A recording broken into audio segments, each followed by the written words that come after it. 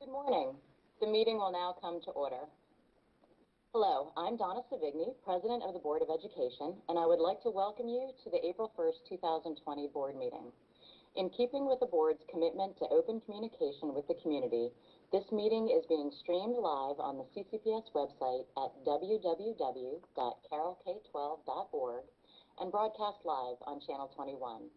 We are also recording this meeting so that it can be accessed on demand on our website and broadcast throughout the month on Channel 21. Due to the coronavirus pandemic impacting our county and the community, the Board of Education will be conducting our meetings, beginning with this one, in a virtual format until the pandemic abates and the appropriate restrictions that are in place are lifted. Unfortunately, these adjustments will not make it possible for live public participation during the meetings. Citizens may watch the meeting live on Channel 21 or on our website, but do not have the opportunity to speak during the meeting. The board, however, remains very interested in receiving public input on the topics we discuss. Therefore, we encourage citizens to provide comments to the board via email. Alternatively, citizens may send written comments to the board through the U.S. mail. In light of the adjustments being made due to the pandemic, agenda items are being condensed to include only those items that require board action at this time. We anticipate that there may be some adjustment period for each of us and the staff as we acclimate ourselves to technology in the virtual meeting setting. We ask for your understanding and patience as we work through this process. For board members and staff who are participating in the virtual meeting, I would remind us all to silence our cell phones and other devices around us that microphones may pick up. Also, we should each silence our microphones when we are not speaking. Now, please stand for the Pledge of Allegiance, followed by a moment of silence.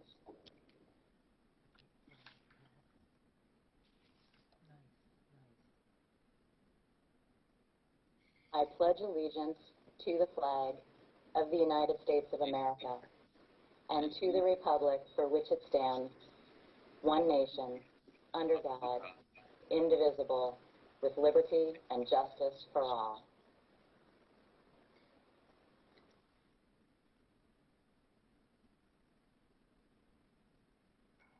Okay, thank you, board members, and welcome to our first virtual board meeting. As our first item on the agenda, I do need a motion to approve the agenda. So moved. Moved by Ms. Battaglia.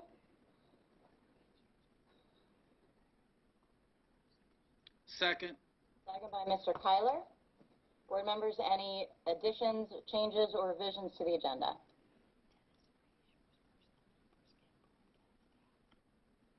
Okay, hearing none, I will call for the vote, and because we don't have everyone on the screen at the moment, I will ask each individually. Mr. Kyler? Yes. Dr. Dorsey?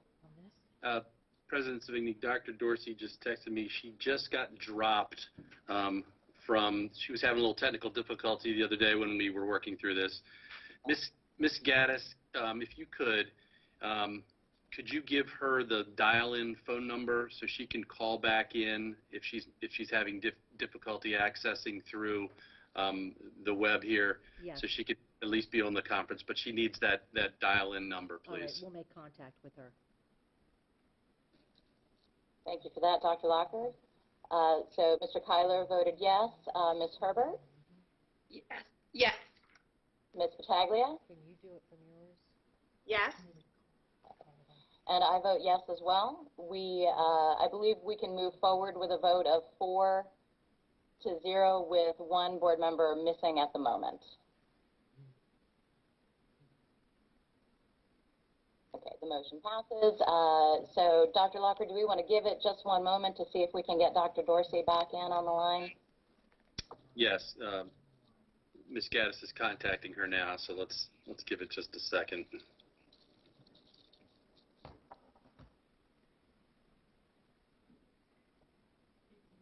Give us 1 second. We're contacting Mrs. Dorsey.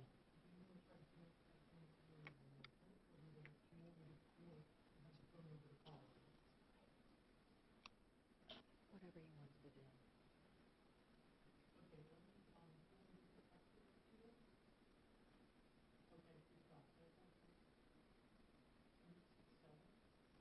And for the viewing public, would just like to say that Commissioner Frazier is also on the line with us. So thank you for being here, Commissioner Frazier. No problem. Sorry I couldn't hook it up with my computer, but at least I'm here on the phone. Absolutely.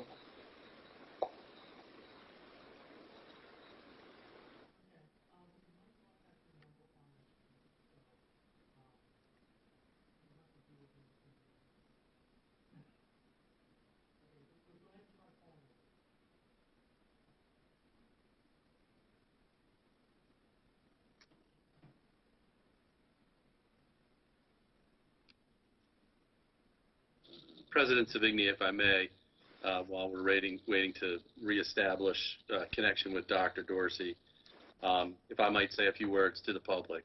Yes, please.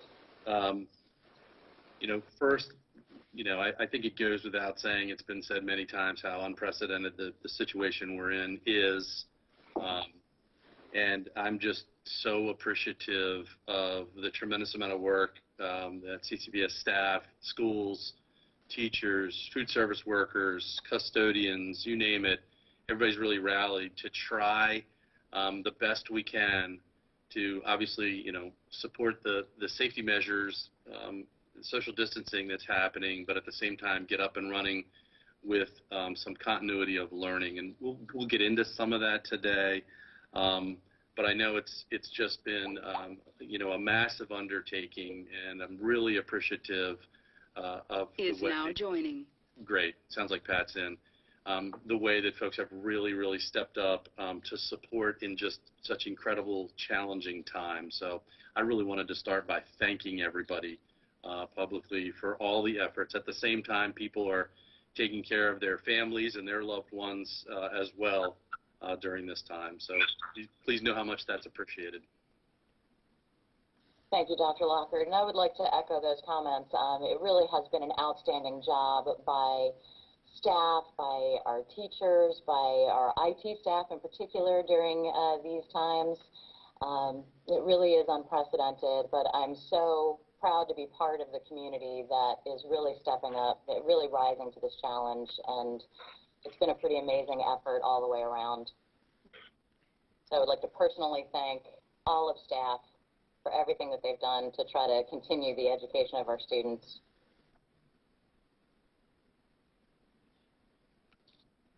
And let's just double check. Yeah, I was just going to say, if we jump into, it sounds like Dr. Dorsey, are you with us? Yes, I am. Thank you. Okay, great. So, Dr. Dorsey, we did take the vote on the agenda. I think just for the record, I'll ask for your vote on the agenda. Approved. Okay. So with that, we have approval with 5 to 0. That passes unanimously. And Dr. Lockhart, why don't we move on to the discussion section? Our first and primary item on the agenda is the discussion and Q&A on the impact of the COVID-19 on CCPS. Thank you, President Savigny. You're right. Today was an opportunity. We've been doing a ton of communicating, but it was important that we stayed up and running as a board as well. So today is really all around the efforts around what's happening as it relates to response to COVID-19 and continuity of instruction.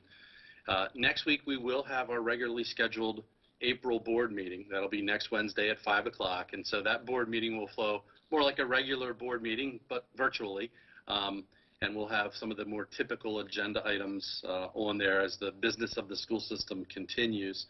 But today, we really wanted to take a minute and hear from some of our key staff about the work that's happening right now. We are just up and running in the very first week here. We've said all along, it's a pretty significant shift to move from traditional face-to-face instruction that we now appreciate more than ever to a completely virtual or distance learning. We've put a lot of plans in place. We know that our families and communities are in different places when it comes to internet access and technology in their home. So we've been working and providing and delivering multiple varying methods about how we can deliver learning to our students. both online and that traditional paper pencil. Last week and this week, our principals and teams of teachers and staff from every school have been busy preparing, establishing not only the workbooks and packets that will be arriving shortly, but also establishing those online structures, mostly through Google Classroom, which we have pretty impressive numbers, and I'll let staff get into that. Like I said, we'll absolutely have challenges and issues. We are going to be coming to the end of the third quarter here fairly soon, and we'll be communicating with our communities about how we'll approach that. We're still awaiting lots of direction from the state as it relates to, I've been communicating these things, so you've seen them, as it relates to all things, credits, graduation, grading for fourth quarter, et cetera. So we appreciate everyone's patience. So what I'd like to do today is kind of have each of our chiefs walk through, and then we'll call on select staff that are with us to discuss some of these things. I want to make sure board members have an opportunity to ask clarifying questions, ask additional questions, get more information as they'd like to throughout the conversation as well. So with that, I'd like to turn to Cindy McCabe, our Chief of Schools, just to talk a little bit about sort of what's currently happening in our schools, and then Angie McCausland. Angie is the Director of Curriculum Instruction. Typically, Mr. Anderson would be on this call, but we congratulate he and his wife on the birth of their daughter last week. And so he's taking a little bit of needed time to be with his wife and his family for that special occasion. Congratulations, Anderson family. He will be back with us next week. Is now exiting. And so with that, I'm going to ask Cindy McCabe to talk a little bit about just what's happening in our schools right now, and then we can move to Angie after that. Good morning, board members. Right now in our schools, our principals and our teachers, as Dr. Lockard said, are busy. They've been busy setting up Google Classrooms for all of our students. They've been busy making sure that the workbooks and packets that we've been talking about are being ordered and sent out to our families. One thing I'd like to talk a little bit more about is that the workbooks and the packets are intended to really help those students who are at home without internet access, without devices, and the workbooks cover each of the 4 core content areas for elementary and middle school students.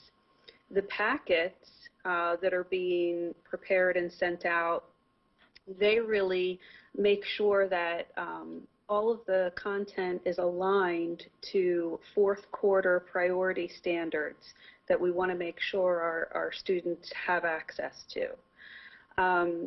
So right now, schools are also making sure that we are going through the logistical process of distribution of laptops. We've sent out a survey. We're still in the process of getting information back from our families about who may need access to a laptop, who already has internet access at home. They just need the device. And we're looking at a process and procedure to get those out to our families. That process includes getting the laptops prepared based on our inventories at each school, getting those laptops re-imaged, getting them cleaned, and then getting students logged in with their passwords to make sure that when the student takes that laptop home, they are able to access all of the learning that they'll need to access. We're also working on a process for that distribution to occur at each school. So the distribution will happen at each school, but the process will be the same.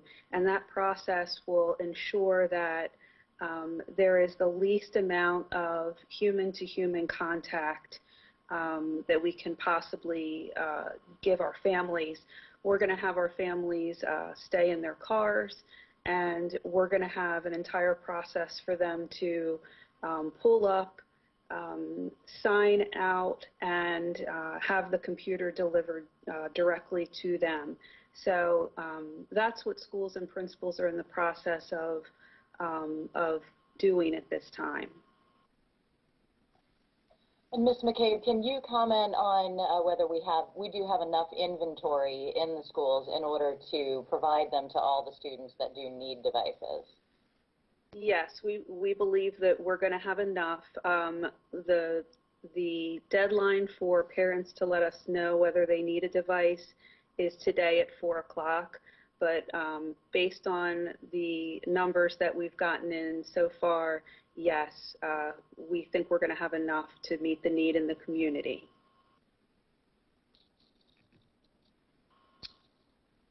Board members, do you have any additional questions for Ms. McCabe?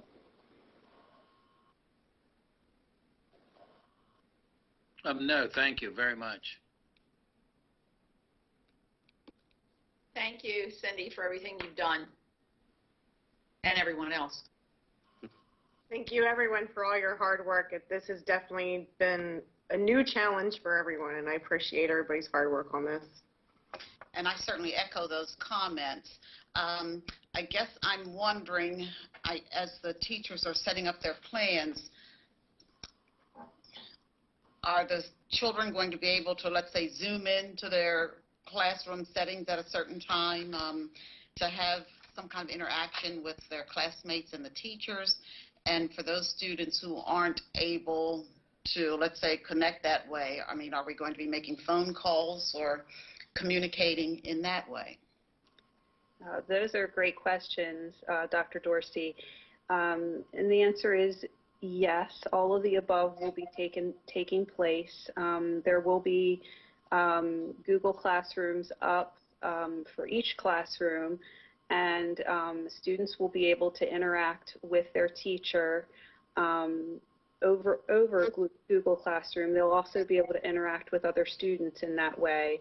For students who don't have access to the internet, their teachers will be reaching out to them via email and telephone calls. Thank you. And Ms. McCabe, do you have an idea of when the workbooks will be received at home by the families? Angie McCausland may have a better idea on that, but I believe that they were ordered yesterday. The final order went in yesterday, and so they should be, I would say, coming out to students within the next week or so. And again, I'll chime in here too. We were trying to get as precise numbers as we could in doing that, and also making sure we're putting together quality materials to be distributed. So we didn't want to just grab whatever off a shelf somewhere. I'm going to ask Angie McCausland to speak a little bit about that, as well as the work of curricular staff, and that's been happening behind the scenes in supporting teachers in schools. Good morning, everyone. So the workbooks were purchased yesterday. We've been working actually the past several days to submit the order. The vendor has been wonderful. They're out of New York, Workman Publishing Company, and they will be mailing the workbooks directly to our families, and they should have them by, we're hoping, April the 4th at the latest, I believe. There's one set that covers elementary, pre-K through 5, and then the second set is specific to middle school, grades 6 through 8. They all do align to the Common Core standards, so we're excited about that. And so hopefully as soon as the students receive their workbooks, they'll be able to get started. We are also working with the vendor to get electronic copies of the books to get to staff. So all of our resource staff and teachers will be able to use the workbooks to support the learning that's going on online. Curriculum staff have been working to create packets to distribute to all Unknown students. participant is now exiting. Pre-K through high school, and we are sending our first order to the printer today. That has been a pretty large undertaking for curriculum staff when you think about the number of courses that we have, especially at the high school level, and creating packets for every student. So we're in the process of doing that. And just the continued learning and setting up of Google Classrooms, the staff they've been just phenomenal in getting that up and running so quickly, getting kids engaged.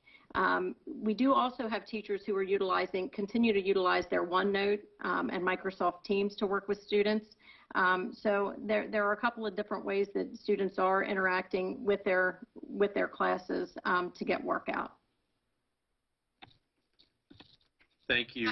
Oh, go ahead, Dr. Dorsey. Sorry. Well, I was just going to question the student accountability. I mean, are the students going to be responsible then for submitting any work or for holding on to the workbooks and eventually getting them returned, or how will that work? So the communication that's going out with the workbooks, there is a cover letter, and as well as the packets, asking all students to hold on to all of their completed work for when we return to school. Yeah, great question, Dr. Dorsey. And I know there might be some folks out there saying, hey, if something comes in the mail, how do I know that that's safe? We're going to be really flexible. So if people want to wait 4 days before they handle the workbook after they receive it, that's just fine. The whole key to all this is flexibility, working with people in the situations they're in. These are unbelievable times. So we have to be flexible. We can't be, hard and fast on some things that are out of our control. So same with returning. We do want there to be some accountability for continuity of learning, obviously. And so we don't want to say, no, you don't have to turn these in. We do want folks to hold on to them. We're still working on how we would go about collecting that. Our teachers are doing a great job of communicating expectations with their students, and we've sort of shifted more we started very centrally and globally with our messaging and what to expect, and that's really shifted to our individual schools now with teachers communicating with students and families as well. I would like to chime in if it's okay. I can talk from experience. I'm not a retired school teacher anymore. I'm back at it with my 2 granddaughters, and I will tell you that the information that the teachers are sending out, they're giving the homework. It has been a little trying for my granddaughter in 2nd grade. She's getting it, though. The 5th grader is doing wonderful, and it's been very easy. The only problem yesterday, and I just don't want parents to get frustrated, that my granddaughter was doing her work in 2nd grade, and then when she turned it in, she deleted it all by accident. So there are ways to do things then. We had the hard copies, and then we sent it to the teacher. And I will say these teachers are getting back right to their students right away. So I know it's difficult for everyone, but keep a positive attitude. And they are getting their homework done, and the teachers are communicating. So I just wanted to put my 2 cents in of my experience so far. If I could chime in real quick. I just want to thank everyone that has been getting this going. I mean, something that we had looked at possibly in 2 years down the road, we managed to do in 2 weeks. And I think it's incredible with all the work that has occurred. The students are adjusting to it. It's taken a little time. The teachers have done phenomenal with making sure they communicate with their students. And I think it's been an incredible couple of days just getting the ground running. I know there's been a couple little things going on, whether it's a student can't get in or whatever, regarding the Google Classroom, and I know those things are being worked out, but for the most part, we've hit the ground running on this, and I just can't be thankful enough for everybody that's been involved in this. And Ms. Battaglia, I'd like to echo some of those comments. We had started down the path of the instructional technology plan, but we had intended to implement that over about a 2 to 3 year period. And essentially, our feet were put to the fire and had to what we thought would take 2 years we ended up doing significant chunks of that plan in 2 weeks' time. And kudos to staff and teachers and everyone for really making that happen. I think we're definitely going to have some glitches along the way, but we have some success stories as well. Dr. Lockhart, if you can comment, I think you had said before this all started, we had about 400 Google Classrooms set up, and now we're up to the several thousands. Right. Well, we just sort of opened this up this year, and I think it was early February. We were around 200 Google Classrooms established, and we were purposely kind of doing a slow roll. This is, back. It seems like a year ago now, but just a month or two ago, where things were relatively normal. And our goal was to kind of open that up and allow teachers to begin to play in that sandbox, and we were providing some training for those who were interested, and then we were going to really begin to pick that up next year. Well, we had, in that short amount of time, about 200 folks take advantage of that across the system, set up some Google Classrooms. Since then, and Angie, I'll ask you to verify this, I think we're close to 13,000 Google Classrooms established now. That's correct. I didn't get today's numbers, but yes, a little over 13,000. And that's obviously out of necessity, but I know we've got very willing and able teachers and staff at school that have been just incredibly helpful. We put together a lot of tutorial over the last 3 weeks, video tutorial that our staff could go through to do that. And like anything, the more they utilize it here, the more proficient they'll get. And I appreciate the comments of Ms. Herbert and Ms. Battaglia. We are having some success, but we know there are challenges. And let's again not fool ourselves into this being just like classroom instruction. It's not going to be. It's different. And I think all of us can sit here and say we'd much rather be seeing our kids face to face and interacting with them and be back to life as we know it. But we're trying to make the most of this situation. We're trying to do everything we can to continue to provide learning for our students, and at the same time, do our part in supporting the efforts of all those that are working to get to an end of this situation. And so we'll continue to do that. We'll continue to meet those challenges. Our principals and our schools and our teachers are communicating with parents every single day, and we'll keep that going as long as necessary. But also to your point, Ms. Savigny, we have made great strides, and I'm very proud of that, but I know we still have a lot of work to do. And I would like to chime in for a second, and I know Kenny and I have talked about this. Other things, the first 2 weeks, I know my girls were taught cursive, you played Monopoly and counted money, but the really good thing about this is, you got to look the positive, is that when we have the big snowstorms now, guess what? We're not going to be able to say, okay, you're going to stay off and not do work. So now we can make arrangements and look differently at our snow days. And I'd like to also chime in with a compliment and ask a question. I just think it's super how quickly stuff has gotten out there and how it's going. And I understand the importance of accountability. We all want that. But what I hear from some of the parents, depending on the different grade levels, is more what they are learning, that they're worried they're behind. They're worried they're not going to catch up next year. And I would just like to hear a few comments on, and like I say, a compliment too, because it's getting stuff out there very quickly, and hopefully we get them back in the classroom where the teachers can look at them. But could you just comment a little bit on the content and maybe assure the parents that you're making great strides, that they're not going to show up next fall and be a year behind?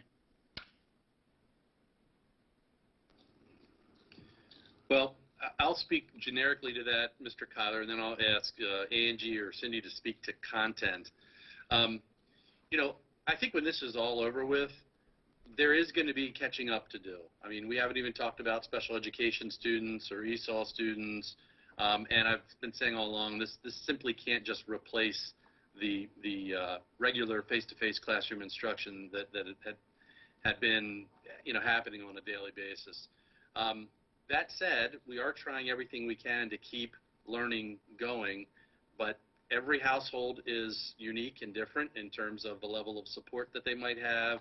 We have essential employees out there that have to go to work. Folks are working from home, so it gets harder and harder to have every parent doing the same kind of levels of support that it would be if our students were in school every day. So I'm not going to say to you that there's not going to be some catching up to do in certain areas for sure, but in terms of content, Angie or Cindy, do you want to address that question? Just say that, the good thing is that the good thing for parents to remember is that everybody's in the same boat. And so we understand that, and once we know how long we will be out, we'll be able to make plans together for how to catch students up on particular content that they need. Right now our focus is on getting as much learning done during this time that schools are closed. But once that learning is out there and happening, then our attention goes to how we're going to catch students up on the content that we know that they've missed during this time. So that will be our next big lift that we start to problem solve through.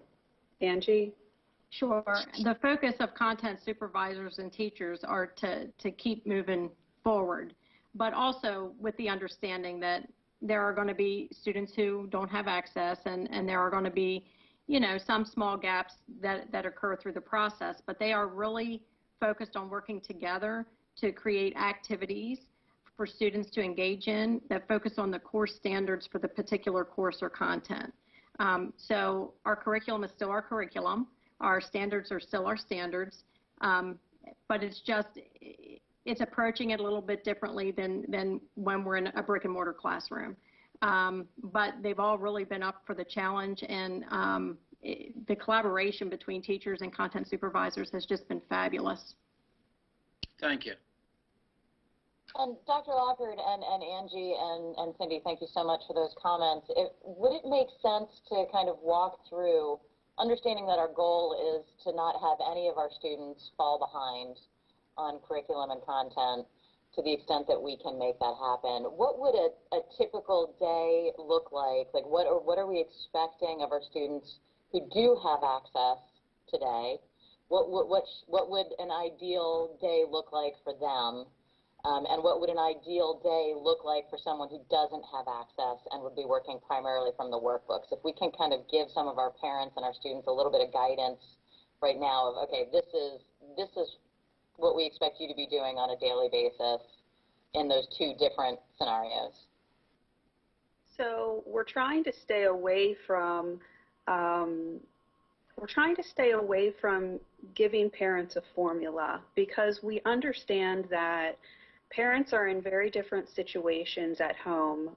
Parents are trying to work from home. All of our students might not have internet access at the same time their parents are trying to work, or that the parent may not have the bandwidth to have their student on doing their work at the same time the parent is working. So we're trying to be very flexible and put out a very flexible view of what this can look like. One thing that we have scheduled is teacher office hours. Teacher office hours are 2 hours per day, Monday through Friday, and during that time, students can contact their teacher with questions. Parents can contact the teacher with questions. Teachers can do a little more one-on-one as needed with particular students.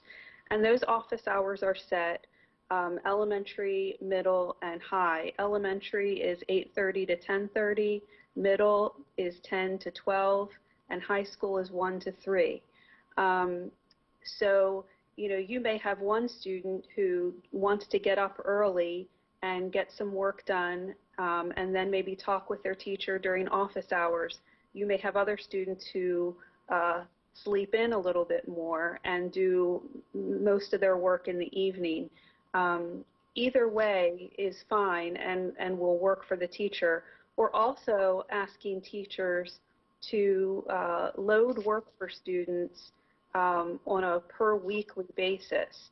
Load in those learning opportunities on a Sunday night or a Monday morning, and then let students and families decide when that work will be accomplished. We may have some families and students who accomplish that work in the first couple of days of the week.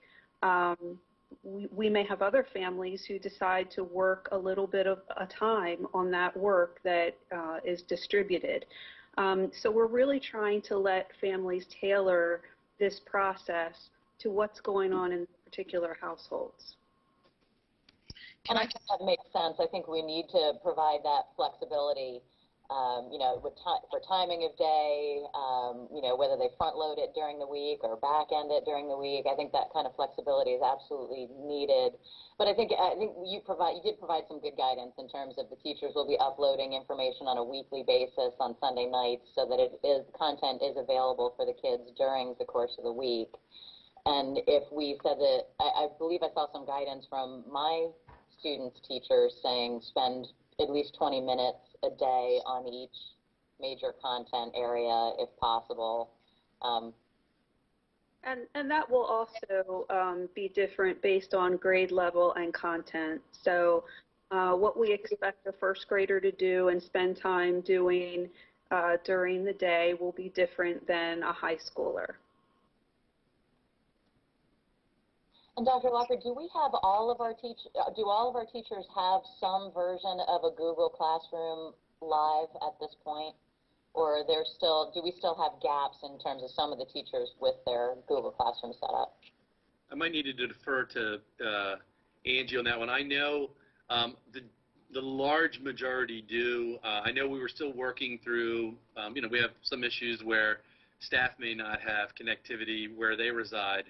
And so we were still working through issues with how we get around that and having other staff members at schools supporting that teacher as well. Angie, do you have anything else to add there?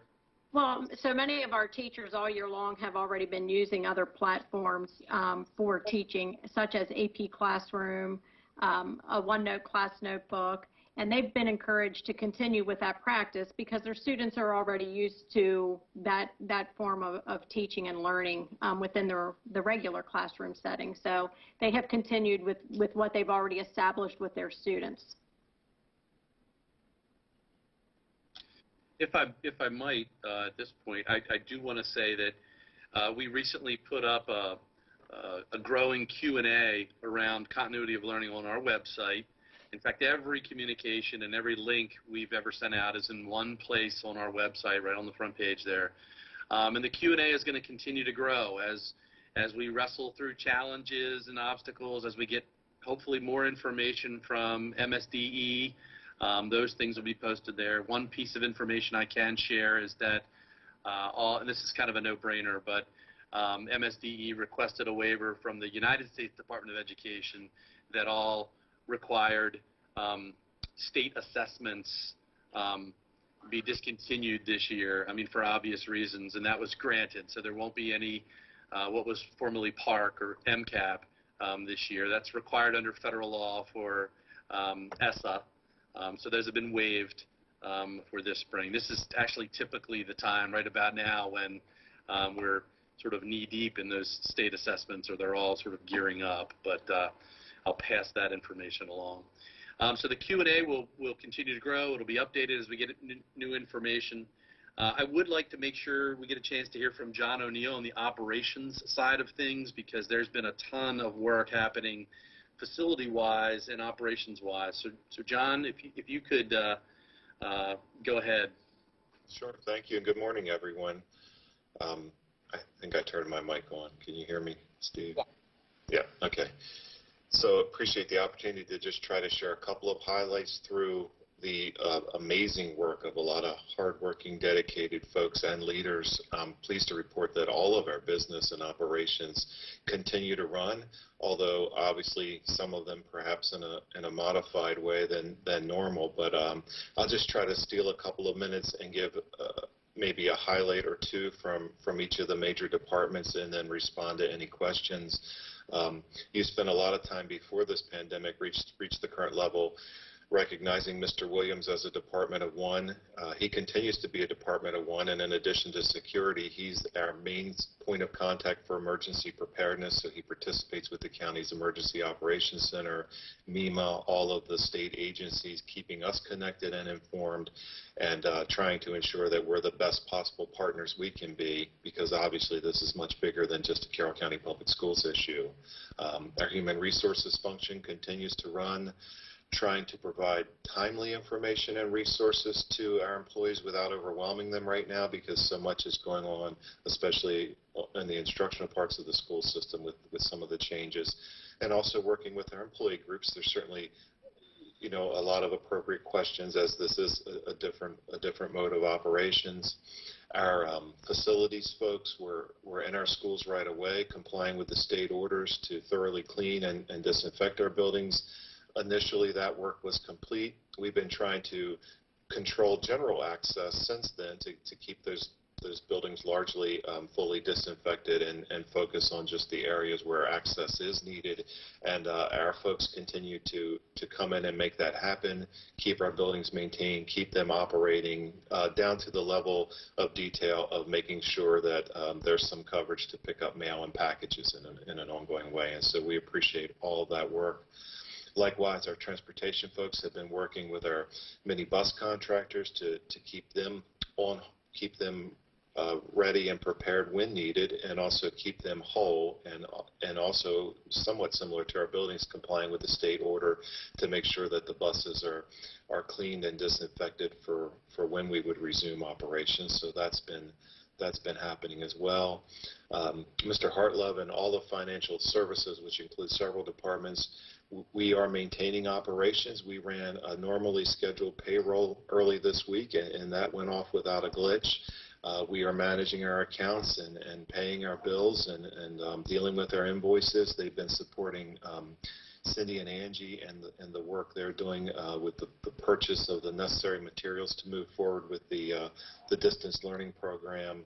And food services also reports to Mr. Hartlove, and to me that's been a glowing success from the first second. Ms. Sarno and her team were able to get the meal distribution program up and running, and it's only grown. And Karen Sarno is looking for ways to further enhance and grow that program. But on average right now, we're serving meals to over 1,000 children a day, every day, which equates to, with the 3 meals per day, over 3,000 meals served per day. And then lastly, technology services, that certainly has the instructional focus that Cindy and others have talked about. And I know at the very beginning, Ms. Savigny, you made some kind comments. Too many things to list, because all of us, I think, are throwing a million things at them a minute saying, please help us do this, and somehow they're trying to figure out how to help all of us. But a couple of other little tidbits. Normally, we have a help desk that just supports the employee base of the school system. Now we're trying to support the entire parent, student, and employee base of the school system, and they're doing an admirable job, doing the best they can, and looking at ways to expand that service and improve it through this time.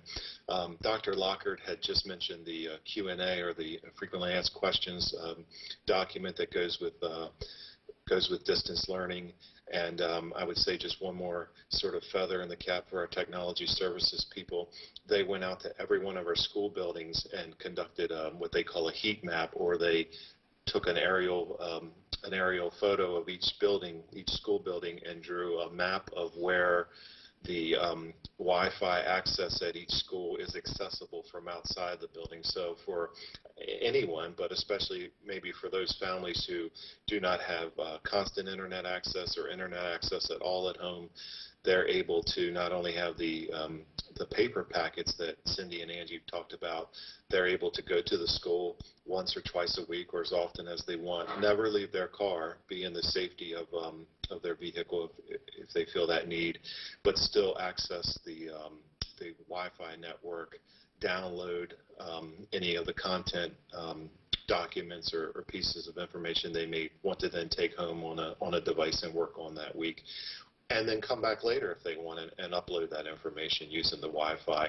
And there's other public partners or private partners that have joined in with that as well. Xfinity Comcast has made their hotspots free throughout the community, and Westminster Ting has done the same thing. And all of that information is obtainable on our website and also in the Q&A document that Dr. Lockard mentioned.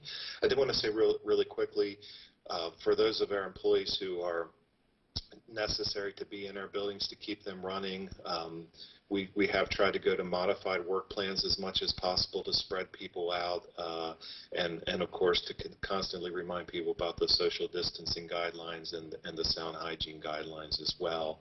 And then one final note, I mentioned payroll. We are paying all of our regular employees that we identified, and so that includes everyone who was working a regular schedule in any of the employee groups at the time of the closure, and then some of our other related services like our bus contractors. We are paying most of that formula to maintain those buses and have them ready. So I appreciate the time to share some of that. I'm very proud of the work that's being done, and we're happy to take any questions you may have on those areas. I have a question. I don't know if anybody can hear me. Sure, we can see you too. You can actually speak now, Commissioner Frazier. All right, I got it on the computer, so I wasn't sure. But anyway, I do have a couple questions. First, because I was asked this from some people, are hourly employees being paid as well through this time period? Many of them are. How can I best phrase this, Mr. Frazier? Sort of our intermittent or daily substitutes are not being paid. So if you for instance, for an example, a substitute teacher who works a day here or a day there, those folks are not being paid. We have tried to make the Department of Labor and Regulations unemployment guidance available to them via email and on our website. But for our hourly workers in our employee groups, so for instance, our student support assistants in our case unit, our student support personnel, those folks are being paid. And another example would be long-term substitute teachers. So if you were hired as a long-term substitute to finish this year in a classroom, we obviously need you there for the continuity of learning opportunities that everyone's discussed. So those folks are on payroll, yes. Okay. Also, when you're passing out the meals, and they're doing a tremendous job. Actually, I was up at William Winchester last week handing out meals myself. I was wondering, is there any thought of maybe passing out 2 days worth of meals in 1 day or something of that sort to cut down on the contact with people coming in and so forth, because you have the volunteers passing them out because it's a 14-day incubation period and so forth. It just seems like it would be a little better if we could cut down on the number of days that the meals are being passed out. I don't know if anybody looked at that or it's not practical or whatever. So what do you guys? Yeah, that's a great question. And I want to be careful not to overcommit, but I'll say that I mentioned I was really proud of how quickly they got that operation up and running almost immediately. That being said, now that we're aware that the closure period's been extended at least for most of this month, Mrs. Sarna, who runs that operation, is looking for ways to take care of some of the things you're suggesting, and also to expand the program into additional sites in the broader Carroll County community. We need to make sure we understand some of the waiver conditions from the federal government through the Department of Ed, and we need to really try to hammer out some logistics. So I don't want to say too much and lead people to believe great things are about to happen, but we very much are looking at some opportunities there, which I guess I'll say it and hope for the best, which might even include for some students meal delivery on a somewhat regular basis as well. So hopefully those are some things we'll be able to share publicly in the next few days or a week or so. But yeah, great questions. Things we're looking at. Thank you. Sure. And Mr. O'Neill, you touched on so many things. It's hard to address all of them, and it's absolutely amazing what staff has been able to accomplish. But a special shout out to Ms. Sarno and her food services team. I mean, serving 3,000 meals per day to needy students and families is pretty amazing. And, I'm glad to hear that we're still looking at additional ways to ramp that up and make sure that we're reaching everybody that needs that service. Special shout out to her. Also, great job in that we're continuing to pay everyone. That's obviously something that I know a lot of staff and teachers are worried about, and I'm glad to hear that that's going smoothly. I would like to ask a financial question in terms of the workbooks and everything that we've worked up, and we're having them printed and delivered to all the families. There was some initial discussion about how much that would cost and whether we would have to go into fund balance potentially to pay for that.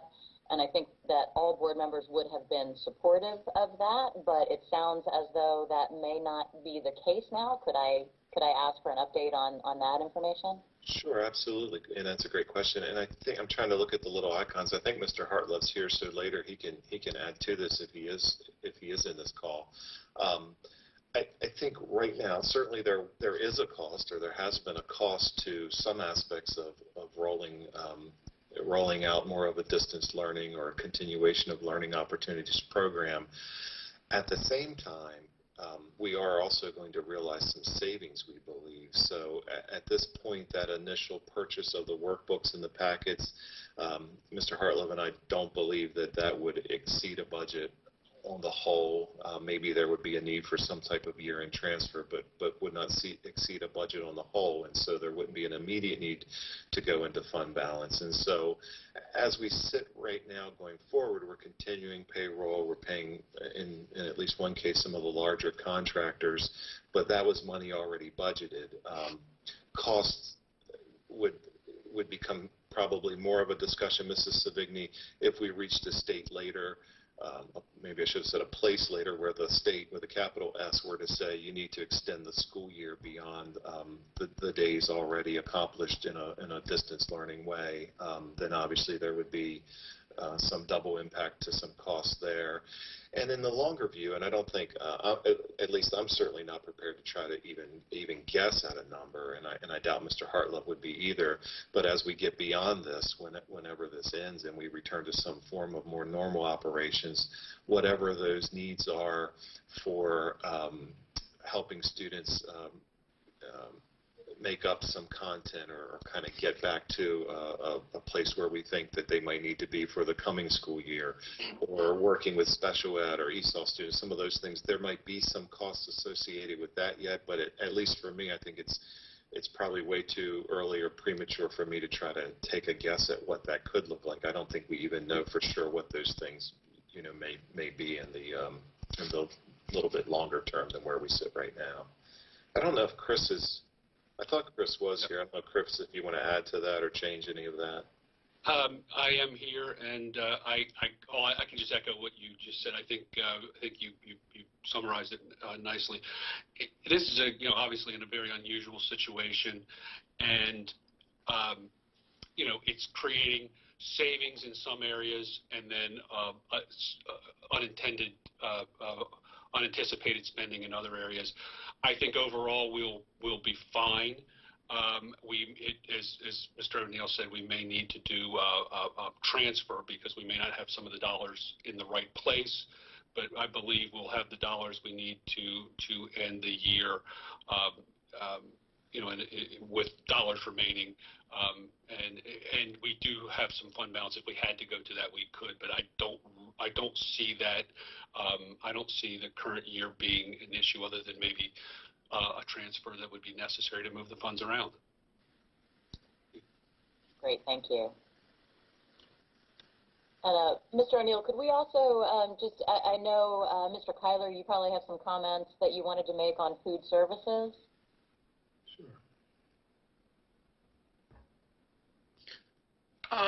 Just more than anything, kudos to what all they were doing We got to get by Manchester a fair amount. The church they asked to use the church site, and so our church is somewhat involved. My wife's up there now, probably helping them with a table and a couple things, and it's been very good. And Commissioner Fraser, I don't know how the sites you were at were, but one of the things that I really complimented them on, they tried to keep it to 3 people there dealing with the public. There were obviously people in kitchens and delivering stuff back and forth, but they did try to not have more than 3 people standing there working because it was too many in a crowd. But I was excited about what all they've done, and the only thing, just like everything else you guys have done so quickly, is getting the word out. I think there's families that either can't get there because dad's at work and maybe that's the only parent, and there's ones that keep telling me, well, we don't really need it. It ought to go to the ones that need it. But I've told people, if you have a student there and it helps you, come get the meals. That's what they intend to do. So I'm curious, will that be grant money? Should we encourage more people because the more the better, or where are we with that?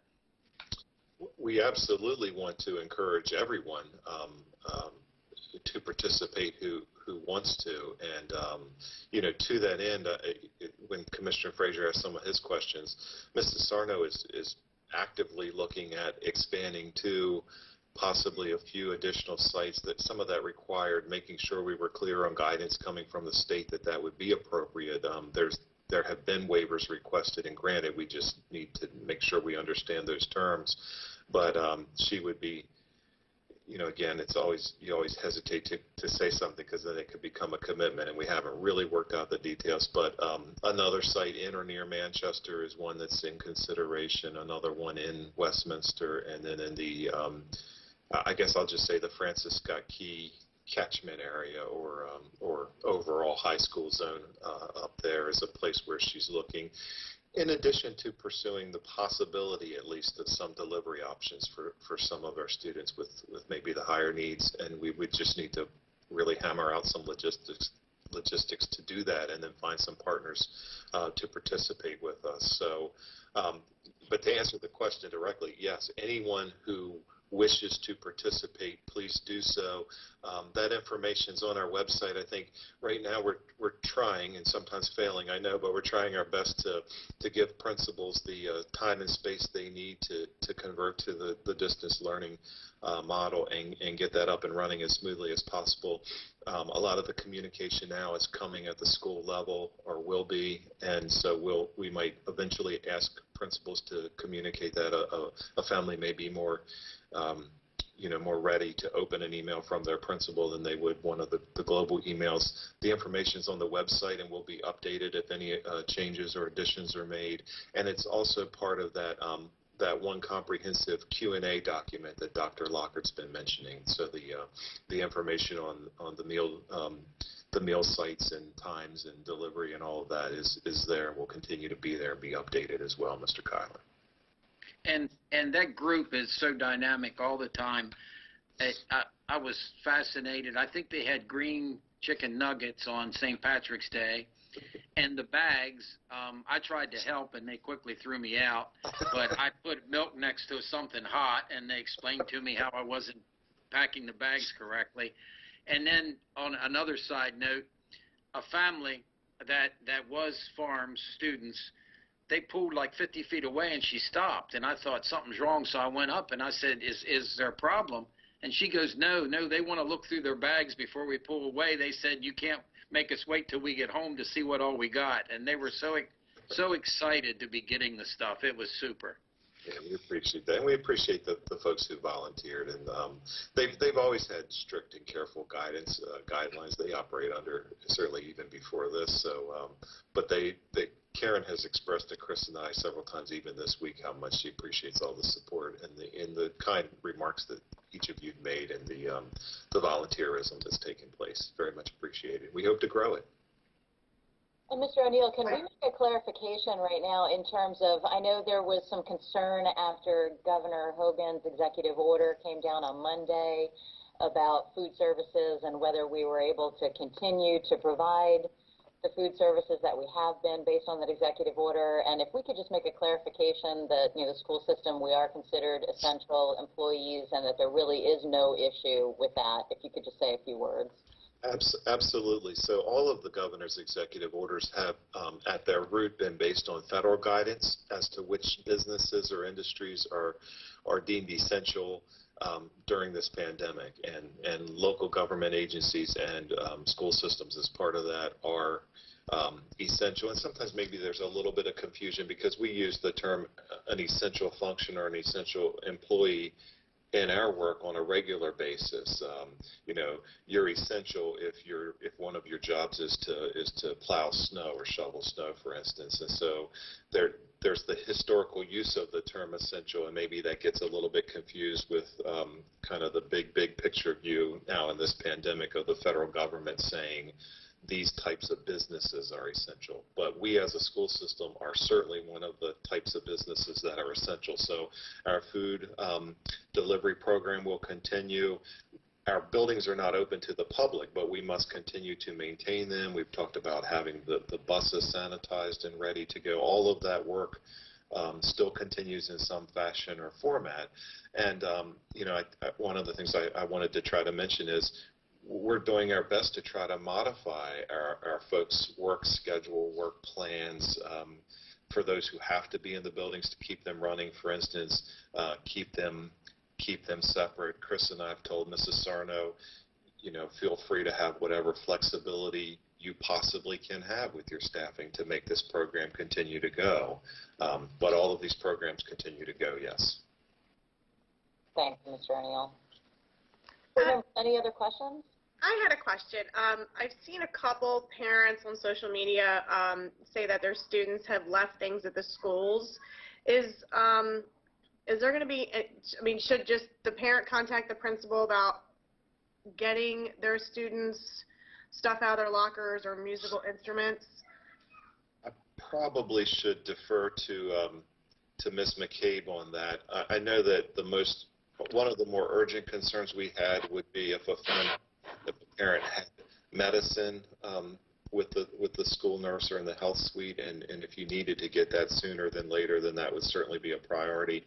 I think I don't know, Cindy, if you want to jump in and clarify. I think right now the answer is yes. You need to coordinate as a parent with your principal, but depending on what the item is, they may ask for some great flexibility as to when that might be scheduled to come pick up something. If it's urgent like medicine, then certainly they'll figure out a way to meet you and give you that. If it's a sweatshirt like my kids have left, you'll get that when you get that sometime later. I don't know if you want to add to that. Yeah, I'll add to that. Mr. O'Neill is correct in that we're really only accommodating urgent or emergency situations for students to get things from the school. The only exception to that is we are distributing musical instruments because we feel that that is an instructional issue, and students need their instruments at home in order to practice, and this is a perfect time to do that. So we are accommodating musical instruments, but everything else, we're encouraging people to just understand that we're leaving those in the buildings for now. And if there is an emergency situation, we encourage families to contact the principal, and they'll talk through it with the family. Thank you, Ms. McCabe. I would add one thing to that. I do know that I appreciate the comment about musical instruments and necessities like medicines and things like that. It's great that we're able to accommodate folks. The one thing that I would mention that I've heard some anecdotal comments from parents is that some textbooks did not come home, that many students have lots of textbooks still in their lockers at school. And so if they're setting up their Google Classroom saying, do the assignments in the textbook pages, some of the students can't do those things. So just kind of keep that in mind as teachers are setting up their Google Classroom assignments. Yes, we have encouraged teachers to not assume that students have their textbooks with them and to provide those resources on Google Classroom for students who may not have those textbooks or notebooks home with them. If I could, I wanted to see if Mr. Streaker, our Director of Student Services, I know he's been actively working with Philippa Gomes, our Supervisor of Health, and wanted to make sure there wasn't an update that he wanted to provide there. Mr. Streaker? Sure. Thank you, Dr. Lockhart. Just a couple things on the health front. I mean, like Mr. Williams, Ms. Gomes has joined him frequently with the emergency management phone calls and keeping us apprised as things that we need to do in student services and throughout the county regarding, our supports that we need to have in place and guidance there. In addition to some of the other pieces that have been discussed, our pupil personnel workers have been delivering food to many families throughout the county and partnering with local organizations who are also helping with food delivery. So as we discussed folks who are in need of delivery of food, I do want to let you know that that's happening on a large scale already. And to Commissioner Frazier's point, to minimize the trips that we're making, often those folks are getting 3 to 4 days of food at a time. I don't want to speak to the exact number of meals at a time, but we're definitely trying to reduce the interaction as well as maximize our efficiency of our folks out and about. So those are some of the things that are happening. Our mental health providers, our team, Mr. Goda, Ms. Muniz, Ms. Klinger, as well as Kathy Green from Special Ed, working together to support our students and our families, and quite honestly the whole community in the land of mental health, that's a concern that we have arising. And we have a lot of work doing and going on, coordinating throughout the state with our homeschool families as well, waiting for direction of MSDE with that. And also with enrollments and things throughout the state as we have families moving into the area, and we want to make sure those new families to our area have access to the learning opportunities that we're providing.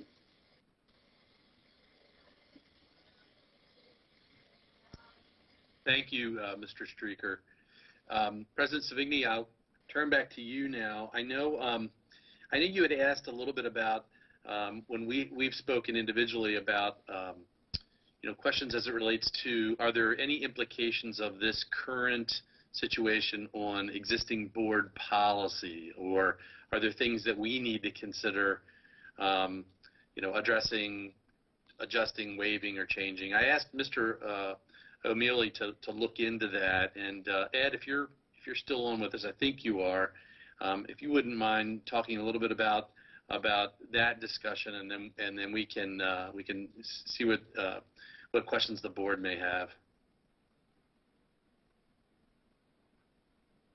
And if you're on, Ed, and you're talking, you may be muted because we can't hear you. Okay, there I am. Thank you.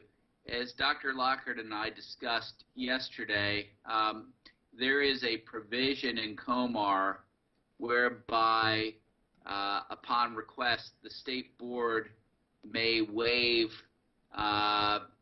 various regulations that it has enacted. And our discussion was that perhaps in emergency situations such as we have now, there may be a need for the board to enact a similar emergency waiver policy for our own policies, so that if necessary and in order for the school system to continue its operations as efficiently as possible, the board may suspend for a temporary period of time some of its policies, allowing the superintendent to take direct action without seeking board approval on an emergency basis. And that was the nature of those discussions. Right. So right now, I'm not coming to you saying, oh, well, there's this policy or that policy we have to undo or waive. I think we're following the intent of everything that exists. And as things come up, I'll be talking to the board about certain challenges within our own policies or certain things. We're already seeing our state start to waive some things like the requirement for assessment. And so, Ed looked at that as something that maybe we want to consider just so we have better flexibility depending on how long this would go. So we just thought we'd throw that out there for the board's consideration. Okay, thank you for that, Dr. Lockhart. That was definitely the intent of the question, was trying to understand, are there any policies that we're knowingly not following at the moment in this crisis situation? And it sounds like there are not any, although some may start to come up as we talk about, we're getting some waivers at the state level for state assessments. We may need to start talking about waiver of local assessments, depending on how the situation evolves over time. But at the moment, there's nothing that we are aware of that we need to waive or modify. Correct. Ed? Dr. Lockhart and Mrs. Savigny, one state requirement that I'm hoping we're going to get some guidance on today, and perhaps, Dr. Lockhart, you already have, is the April 1 deadline in COMAR for principals to determine who is eligible for graduation. Right. That's one of those answers we're waiting for clarification on. Well, that brings front and center the other comment that I was going to bring up that I've been hearing from parents in the community is, how are we planning to handle graduations this year? And basically the answer that I've been providing individually as a board member receiving those questions is, give us another week or so to have the initial rollout of our distance learning plans, and then we'll transition to, we know that these are very pressing issues that parents are very concerned about, and we're still waiting for some guidance from the state on those issues, and then we will very quickly transition to what do we need to do locally. I could add also that yesterday we had a conference call of all the school attorneys in the state of Maryland, and as a result of that discussion, Eric Schwartz, who is counsel to the Board of Education of Charles County and is president of the Maryland Council of Local School Boards Attorneys, has sent a letter this morning to Elliot Schoen, who is the principal counsel to the State Board of Education, raising a number of items that we believe need to be immediately addressed with respect to timelines, and hopefully that will be addressed in short order. Thank you, Ed. I do know, I'm 3 days a week on a conference call with the state superintendent and all the other superintendents in Maryland. MSDE does have several work groups actively going right now, trying to get responses and answers and direction to local school systems on all these issues, and we still await that.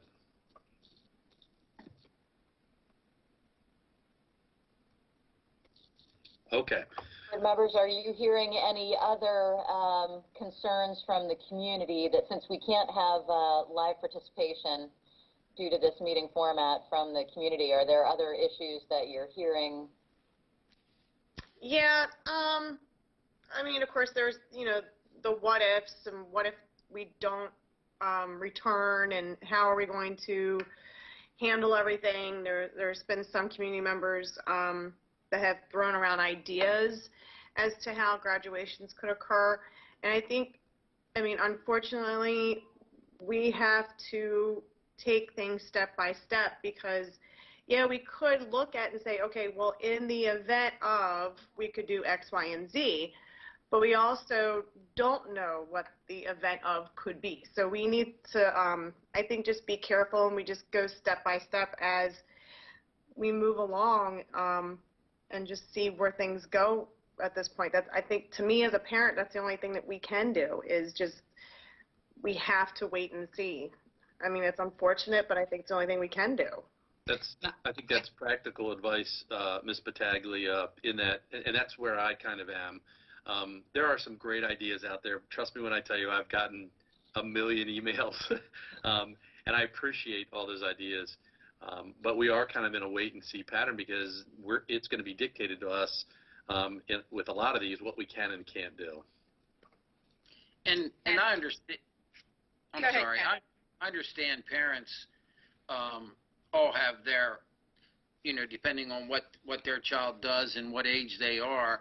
And I hear the same thing about sports. Are they going to be able to have some games? But I think, we've got to take direction from the state, so we got to wait till we have the direction. But more importantly, and again, I really, really give you guys all kudos. Like it or not, the most important thing is to be educating the children and feeding the children and the things that are getting done. And while it's traumatic if you didn't have a prom, you'll probably get over it, and I think the important things are happening.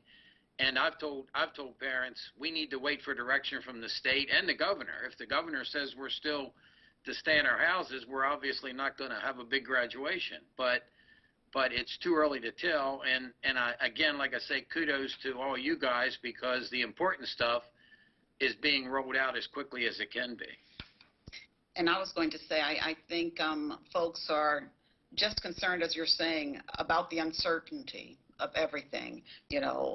Even though my child is going to be working on these assignments, is it going to mean now that he will be promoted? And, again, just a lot of uncertainty. But I think you've hit it on the head. The main thing is that, we're hoping to keep everyone safe and praying that everyone will stay healthy. And, again, I think it's just raised the appreciation of the whole educational level to a higher level as far as I'm concerned because, folks are just really putting in a lot of time and a lot of effort to provide for the students in these uncertain times. And I appreciated, Dr. Lockhart, that we had a chance to hear from the operational side as well as the educational side because, again, it's just showing that everyone is putting in a lot of effort to still keep our system moving forward, even in light of the situation that we find ourselves in. And I would like to say, I think our best defense is our offense with Dr. Lockhart and getting all the information out to the family and community as soon as he gets it. That gives them a more secure feeling, and people have to understand that we are being given directives from the state, and that as soon as we hear information, Dr. Lockhart will get information out to the community and families. And thank you, Dr. Lockhart, because I think that's the best way that we are getting things done right now, and I appreciate it. Thank you. And Ms. Herbert, I'd like to echo that. Dr. Lockhart, you and staff have done an absolutely outstanding job of communications during this unprecedented time that we're experiencing right now. The crisis communications and your coordination with the county and the commissioners and public health services has just been exemplary. I can't say enough good things about it, and I can't tell you how thankful and grateful I am for this community and how they're really stepping up to this challenge. Well, we appreciate all that feedback, and please know we're a cog in the wheel of a greater Carroll team. We're really fortunate to be in the Carroll community with an outstanding leadership of our Board of County Commissioners, our health department, our sheriff, our state's attorney, all these folks working together. And so like I said, it's a huge team effort, and I appreciate that. There'll be more challenges to come, but we'll keep a positive outlook as best we can, find those silver linings where we can, and continue, as Mr. Kyler said, to stay focused on that continuity of learning for our students. We can provide meals and other kinds of things that are necessities. We will absolutely continue to do that, and that will be our most important work, is trying to continue learning in any way we can. And Dr. Lockhart, even as a final set of comments, I know that there's even more going on behind the scenes than people realize in terms of you're trying to optimize use of the talents of our employees, things like our nurses that are helping out the public public health department that our instructional assistants are helping out teachers with their Google Classrooms. Can you make some comments about some of those things that are going on behind the scenes as well? Sure. I mean, and I won't be able to do it credit, but we have a lot of folks in the system stepping up to do, some different things. We're working on, utilizing some of our staff to help with the massive influx of sort of technical help desk questions we would get. So people supporting teachers in different ways than maybe they have. So it really is, I think we started with this. People have really stepped up and said, what can I do? And as new issues come up and new things arise, all of our different employee groups have been very willing to take a look at, hey, I can help with this, or I can support this in some way, and it's just been tremendous. So I appreciate you bringing that up. And Donna, I would like to say a few things for this final part. I want to thank everyone for their hard work during this adventure, but I really do feel there will be a new appreciation for our educators. And even though we are doing our best through this virtual learning, there's no place like an educator in front of the classroom. And I want everyone to be safe and get some book smarts. Thank you, Ms. Herbert. Board members, any other questions or comments that you'd like to make at this time? I hate to bring it up, but I just want to mention, and I'm curious on comments, and if Commissioner Frazier's still on here, I got a lot of panic phone calls yesterday, and it is time of the year to be looking at budgets, and obviously this is affecting the budgets, but it's not over. We don't know where we are.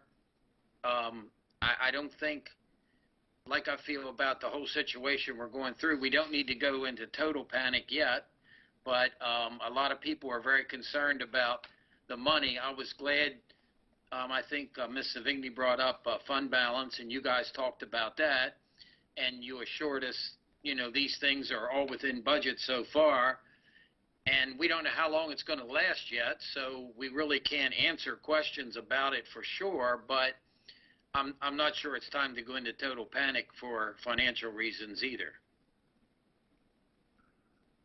Well, we're looking at our budget session that just started, as I'm sure most of you already know. One of the things that our jumping off point is actually the same budget that we have this year, looking at next year with maybe some changes. But if we go with that, that would mean $5 million less for the Carroll County Public School System.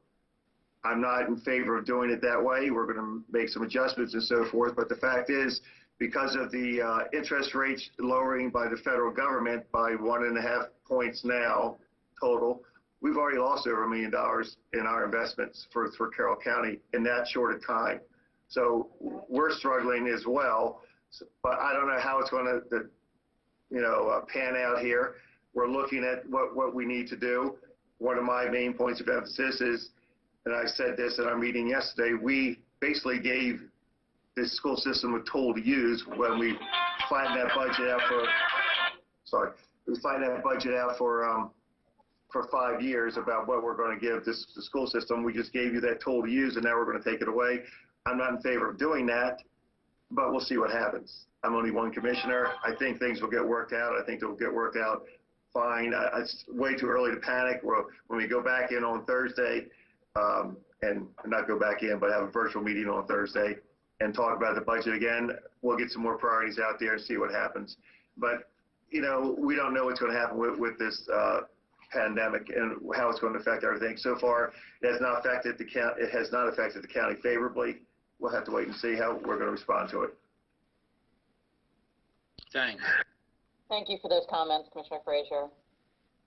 Appreciate it. And we will continue to follow the work of our county, and that's why we are keeping all of our regularly scheduled meetings, and we'll have future budget work sessions as well, as I'm sure if things evolve over the course of the next several weeks, there'll be plenty to talk about there. Commissioner Frazier, thank you very much for joining in today. I'd like to also thank all the staff that were sort of on standby here. This was our first shot at this, and I just got some feedback from folks that are watching on TV or online, and it seemed to go pretty well. So I appreciate the work of Pat Flaherty, of Carrie Gaddis and Brenda Bowers and Bob for all the technical support, Gary and his team for making this a reality. It seems like this will be a viable solution for us moving forward for board meetings and work sessions as long as we have to. I hope it's not too long, because I really want to get back together and get back to what we do. And I think we do it pretty well. That's what, we miss our kids, we miss our teachers, we miss, opening our doors every day and being that hub in the community. And we're so much more than just teaching and learning. It's a school. Our schools are hubs of our communities, and I think we all miss that. So I look forward to getting back to that as soon as we're able. We do have a closed meeting after this. I'm going to ask Ms. Savigny to read, if there aren't any further board comments, read what we need to get into closed. And I'm going to, before we end, I'll ask Mr. O'Neill just to provide a little direction to board meetings about how to board members about how to access that closed meeting.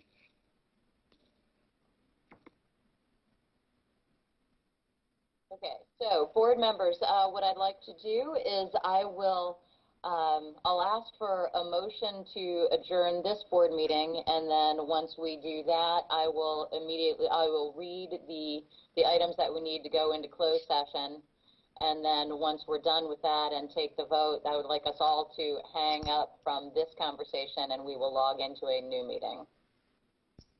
Does that make sense for everyone? Yes. Yes. Okay, so great. Second. So with that, I will just say that our next board meeting is 5 p.m. on Wednesday, April 8th, 2020, and it will be a virtual board meeting just like this one and accessible to the public in the same ways. So with that, I will ask for a motion to adjourn. So move. Moved by Ms. Herbert.